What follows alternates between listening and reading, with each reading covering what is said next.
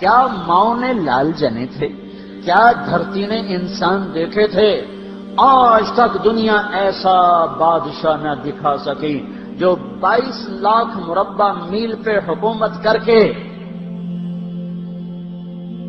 مسجد میں جھاڑو دے رہا ہو، جو 22 لاکھ مربع میل پر حکومت کر کے پانی کی مشق کندھے پہ اٹھا کے بیوہ عورتوں کے گھر میں گھڑوں میں پانی بھرنے جا رہا ہو۔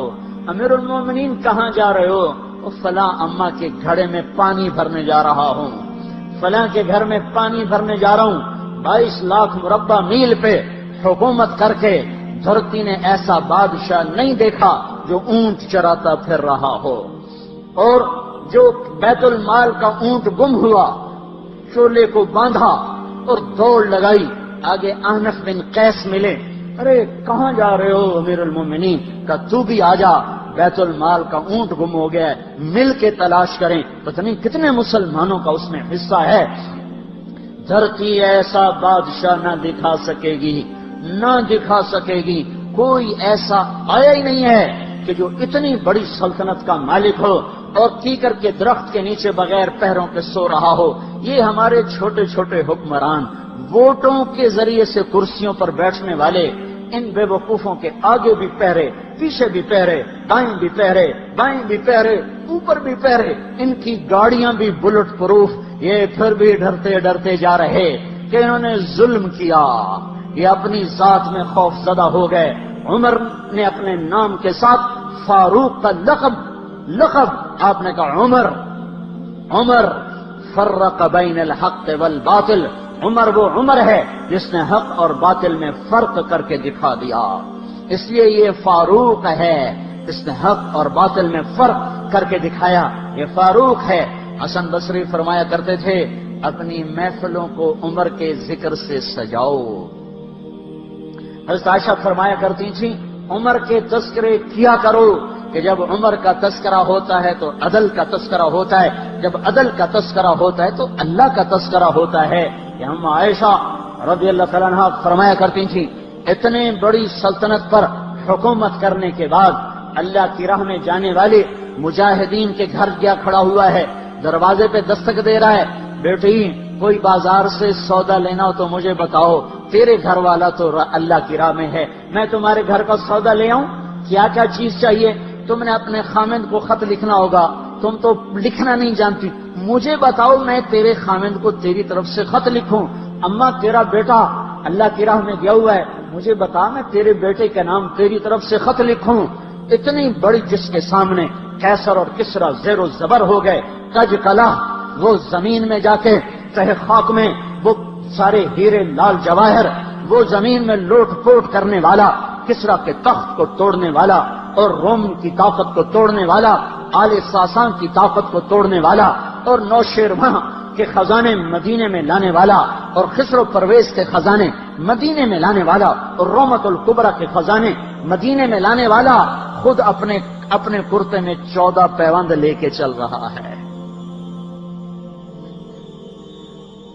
14 پیوند کے ساتھ کرتا ہے، مہینے میں 1 دن گوشت کھاتے تھے، وہ روٹی کھاتے تھے کہ عام آدمی حلق کے نیچے نہیں لے جا سکتا تھا۔ ہے سال کی ابتدا اس شخص کی شہادت سے ہوتی ہے جس کو اللہ نے وہ عزت دی۔ آپ نے کہا میرے 2 وزیر آسمان میں، 2 وزیر زمین میں، آسمان پہ جبریل اور میکائیل میرے وزیر ہیں، زمین پر ابو بکر اور عمر میرے وزیر ہیں۔ آپ فرمایا کرتے تھے ابو بکر عمر اگر کسی بات پہ جمع ہو جائیں تو میں ان کے مشورے کے خلاف کبھی نہ کروں گا۔ ابو بکر تیری مثال ابراہیم کی ہے، عمر تیری مثال نوح علیہ السلام کی ہے، ابو بکر تیری مثال عیسیٰ علیہ السلام کی ہے، عمر تیری مثال موسیٰ علیہ السلام کی ہے۔ آپ مسجد میں آئے، آپ کے دائیں طرف ابو بکر تھے، بائیں طرف عمر تھے، آپ اندر آئے اور کہا دیکھو اسی طرح قیامت کے دن ہم اٹھیں گے کہ میرے دائیں طرف ابو بکر ہوگا، میرے بائیں طرف عمر ہوگا اور ہم ہاتھوں میں ہاتھ دیے ہوئے اٹھائے جائیں گے۔ اور ایک حدیث میں آتا ہے اور میرے قدموں سے بلال کو اٹھایا جائے گا جو نکلتے ہی اذان دے گا، جس کے اسلام لانے نے اسلام کو اونچا کیا، جس کے اسلام لانے نے باطل کو پست کیا، جن راہوں سے عمر گزر جائے شیطان وہ راہیں چھوڑ دیتا تھا۔ عرفات کا میدان تھا، 1.25 لاکھ مقدس ہستیاں سامنے ہیں۔ میرے نبی نے فرمایا اس وقت میرا اللہ میرے سب صحابہ پہ فخر کر رہا ہے اور عمر بن خطاب پہ خاص طور پہ فخر کر رہا ہے، خاص طور پہ فخر ہو رہا ہے، عمر بن خطاب پہ خاص طور پہ فخر ہو رہا ہے۔ میرے بعد کوئی نبی ہوتا عمر ہوتا۔ عمر، میں نے رات جنت میں محل دیکھا، ایک اینٹ موتی کی، ایک یاقوت کی، ایک زمرد کی۔ میں نے پوچھا یہ کس کا ہے؟ کہا گیا ایک قریشی کا ہے۔ میں کہا میں قریشی ہوں، اتنا خوبصورت محل ہے، میرا ہی ہوگا۔ جب جانے لگا تو فرشتے نے کہا یہ آپ کے غلام عمر بن خطاب کا ہے۔ وہ کیا مبارک لوگ ہیں کہ جنہیں نبی کے گھر میں قبر نصیب ہو، ایک طرف ایک ساتھی، ایک طرف دوسرا ساتھی، جن کو نبی کے دو پہلوؤں میں جگہ ملی ہو۔ وہ کیسی عظیم ہستیاں، اتنی بڑی سلطنت کا مالک اور اتنے بڑے عدل کی نشانی بن کر مدینے میں مسجد میں بیٹھے رو رہے ہیں۔ امیر المومنین کیوں رو رہے ہو؟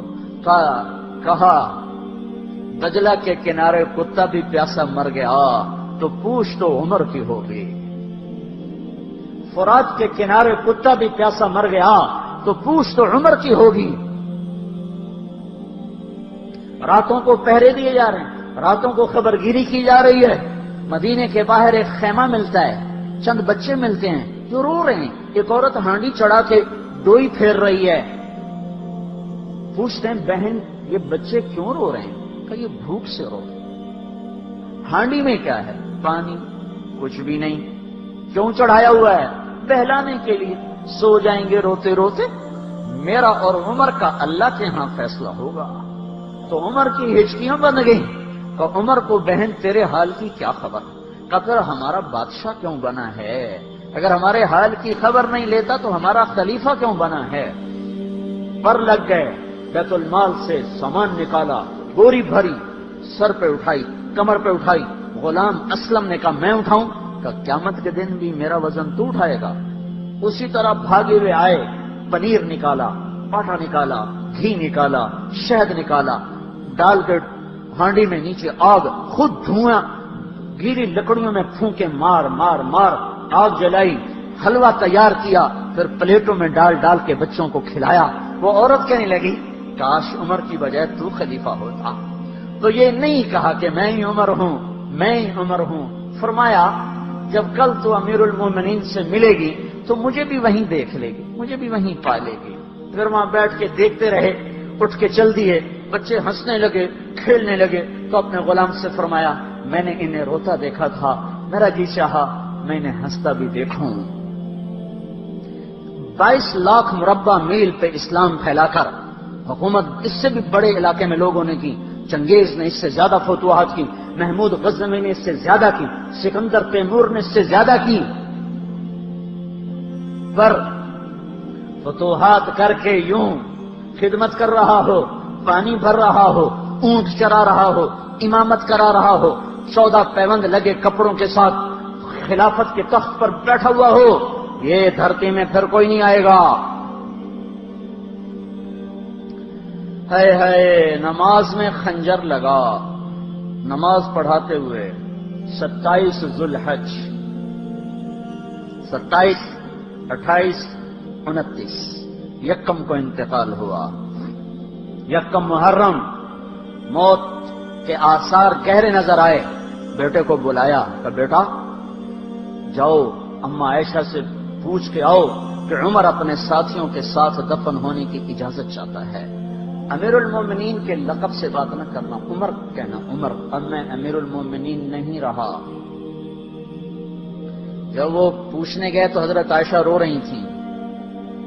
انہوں نے عرض کی اما جان میرا باپ اپنے ساتھیوں کا پڑوس چاہتا ہے۔ انہوں نے فرمایا یہ جگہ تو میں نے اپنے لیے رکھی تھی، لیکن اگر عمر چاہتے ہیں تو ان کو مجھ پر فضیلت ہے، میں ان کے لیے دستبردار ہوں۔ انہوں نے واپس آ کر خوشخبری سنائی، مبارک ہو اجازت مل گئی۔ کہ نہیں شاید میرے شرم میں اجازت دی ہو، جب مر جاؤں تو مجھے دوبارہ دروازے کے سامنے رکھ کر پھر جا کے پوچھنا، اس وقت اجازت ملے تو پھر لے جانا، ورنہ مجھے بقیع کی طرف لوٹا دینا۔ اتنے میں حضرت علی آئے، پریشان دیکھا، عمر کیوں موت سے ڈر گئے؟ کہ نہیں، موت کے بعد کی گھاٹی سے ڈر رہا ہوں۔ کہ ڈرو نہیں، میرے ان کانوں نے سنا ہے اور اتنی دفعہ سنا ہے کہ میں گن نہیں سکتا کہ اللہ کے نبی فرمایا کرتے تھے ابو بکر اور عمر جنت کے بڑی عمر کے لوگوں کے سردار ہیں۔ آپ نے فرمایا تو اس بات کی گواہی دے گا؟ کہ میں بھی دوں گا، میرا بیٹا حسن بھی دے گا۔ امام حسن بھی ساتھ تھے۔ کہ میں بھی دوں گا، میرا بیٹا حسن بھی گواہی دے گا۔ پھر بھی ہے جو جنت کی بشارتیں لیے ہوئے ہیں، 10 مبشرہ، ابو بکر جنتی، عمر جنتی، عثمان جنتی، علی جنتی، طلحہ جنتی، زبیر جنتی، ابو عبد الرحمن بن عوف جنتی، ابو عبیدہ بن جراح جنتی، سعید بن زید جنتی۔ آپ نے نام لے کر گنے، نام لے کر گن کر کہا، سنو ابو بکر جنتی ہے، عمر جنتی ہے، عثمان جنتی ہے، علی جنتی ہے، طلحہ جنتی ہے، زبیر جنتی ہے، سعد بن ابی وقاص جنتی ہے، عبد الرحمن بن عوف جنتی ہے، ابو عبیدہ بن جراح جنتی ہے، سعید بن زید جنتی ہے۔ میں ان سے راضی ہوں، لوگوں ان کا حق پہچانو، میں ان سے راضی ہوں، میں ان سے راضی ہوں۔ پھر آپ نے فرمایا اگر تم نے ان کے بارے میں کسی ایک کے بارے میں بھی دل میں بغض لے کر مر گئے، اور تم نے اتنی بندگی کی تھی کہ سوکھ کے کانٹا ہو گئے تھے، روزے اتنے رکھے تھے کہ پیٹ کمر کو لگ گیا تھا، سجدے اتنے کیے تھے کہ تمہارے ماتھے اور گھٹنوں پر پتھروں جیسے نشان پڑ گئے تھے، اتنا کچھ کر کے ان 10 میں سے کسی ایک کا بغض لے کر اگر تم مر گئے تو اللہ تمہیں منہ کے بل جہنم میں گرا دے گا۔ لوگوں میں ان سے راضی ہوں، ان کا حق پہچانو، جن کو اللہ بھی رضا کے پروانے دے رہا ہو، جن کو اللہ کا رسول رضا کے پروانے دے رہا ہو، جن کو وزارت کا شرف مل چکا ہو، نبی کے پہلو میں قبر جن کی بننے کا اعلان ہو چکا ہو، وہ موت پر کیا کہہ رہا ہے؟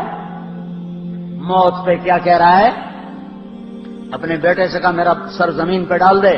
ان کی گود میں سر تھا عبداللہ بن عمر، تو انہوں نے گود سے ہٹا کر پنڈلی پہ رکھ لیا، یہاں رکھ لیا۔ چلے گئے، کیا کہہ رہا ہوں سنتے نہیں ہو، زمین پہ ڈال دو۔ تو انہوں نے زمین پہ ڈالا تو اپنے چہرے کو مٹی میں رکھ دیا اور ایسے ملنے لگے اور کہنے لگے، اے میرے رب، اگر تو نے عمر کو معاف نہ کیا تو عمر ہلاک ہو جائے۔ ویل لک یا عمر ولأمک ان لم یغفر لک ربک، عمر تیری ہلاکت ہے اگر تیرے رب نے تجھے معاف نہ کیا۔ یہ کہتے کہتے کہتے جان دے دی۔ 22 لاکھ مربع میل میں اسلام کو زندہ کرنے والا، این حالت نماز میں زخم کھا کے گرنے والا، مطلوب مصطفیٰ، وزیر مصطفیٰ، جنت کی خوشخبریاں لے کر پھر موت پر یوں کہہ رہا ہو، اللہ تو نے معاف نہ کیا تو میرا کیا بنے گا؟ کیا بے طلبی ہے۔ ان کے بیٹے خلافت کے اہل، ان کے بہنوئی سعید بن زید 10 مبشرہ میں سے دونوں کے نام کاٹ دیے کہ یہ 6 ہیں جن سے اللہ کا رسول راضی تھا، جس کو چاہو خلیفہ بنا دو، جس کو چاہو حکومت دے دو، نہ میرے بیٹے کو ملے گی نہ سعید بن زید کو ملے گی۔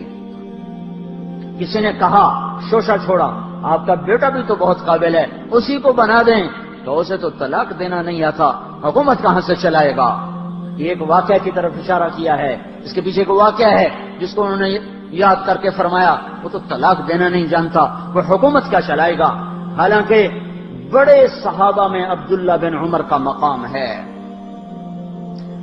ہے جنازہ صہیب رومی نے پڑھایا، دروازے کے سامنے لا کے رکھ دیا گیا، سب لوگ جنازے کے ساتھ کھڑے ہو گئے، عبداللہ بن عمر اکیلے آگے گئے، دروازے پر دستک دی، کہا اما جان، میرا باپ عمر بن خطاب دروازے پہ حاضر ہو چکا ہے، اندر آنے کی اجازت چاہتا ہے۔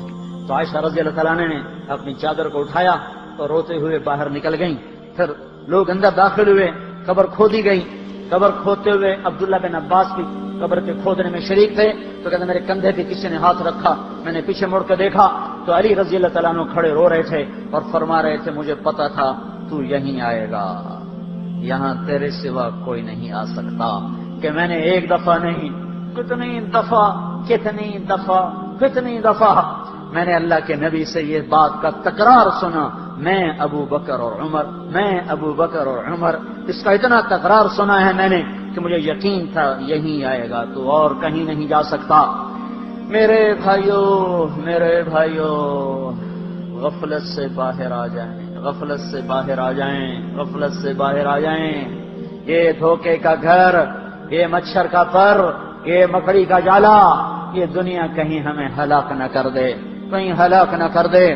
ان لوگوں کو سامنے رکھ کے زندگی گزارو جنہوں نے اللہ کو راضی کیا، اس کے رسول کو راضی کیا، کلمہ حق کو بلند کیا، خیر کے ذریعہ بنے، شر کے مٹانے والے بنے، اور دنیا میں مرنے کے بعد بھی ان کے تذکرے ہدایت کا سامان بنے، ان کے تذکرے روشنی کا مینار بنے۔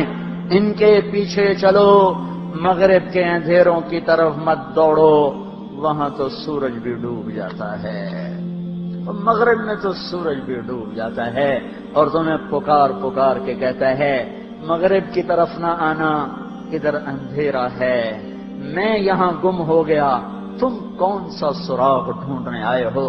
دوڑو اللہ اس کے رسول کی پاک زندگی کی طرف، اس کے پاک صحابہ کی زندگی کی طرف، جن کو اللہ نے مرنے سے پہلے جنت ہاتھ میں دے دی، جنت کی بشارت دے دی۔ آپ نے کہا ما علی عثمان اللہ یعمل بعدا، تبوک کی لڑائی میں عثمان 10,000 لشکر کا سامان تیار کر کے لائے، تو ہم نے کہا عثمان آج کے بعد تو کچھ بھی نہ کرے تو جنت تجھ پہ واجب ہو گئی۔ یہ ان لوگوں کے پیچھے چلو۔ ابو بکر جب تو جنت کے دروازے پر آئے گا تو 8 دروازے تیرا استقبال کریں گے، ہر دروازے کی تمنا ہوگی ابو بکر میرے اندر سے گزر جائے۔ علی تجھے مبارک ہو، جنت میں تیرا گھر میرے گھر کے سامنے ہوگا۔ ان لوگوں کے پیچھے چلو اگر منزل تک پہنچنا ہے تو بھائیو، نیا سال آیا ہے، آؤ بھائی توبہ کر لیں، اللہ کو منا لیں، تو جاؤ نکلو تبلیغ میں پھرو اللہ کے واسطے۔ بیٹھنے کے دن لگ چکے، گزر گئے، جان مال ایمان کی سلامتی اگر ہم چاہتے ہیں تو پھرو تبلیغ میں، پھرو اللہ کی راہوں میں، پھرو۔ یہ پھرنا یہ سبب بنے گا ہدایت کے آنے کا، اور وہ سبب بنے گا اللہ کی رحمت کے آنے کا، اور وہ سبب بنے گا دنیا اور آخرت کی نجات کا۔ اس کی نیت کرو، اس کے ارادے کرو۔